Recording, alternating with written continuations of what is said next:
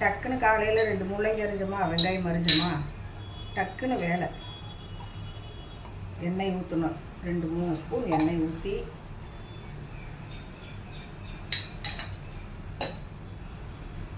எண்ணெய் வணங்கின இதானதும்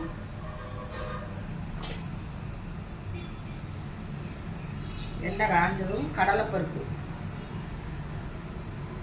1.5 ஸ்பூன் கடலைப்பருப்பு, உளுந்து 1.5 ஸ்பூன் உளுந்து,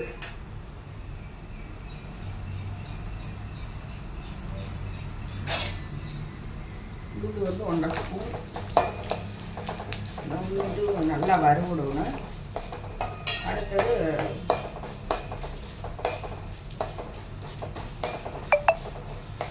கடலைப்பருப்பு 2 போட்டு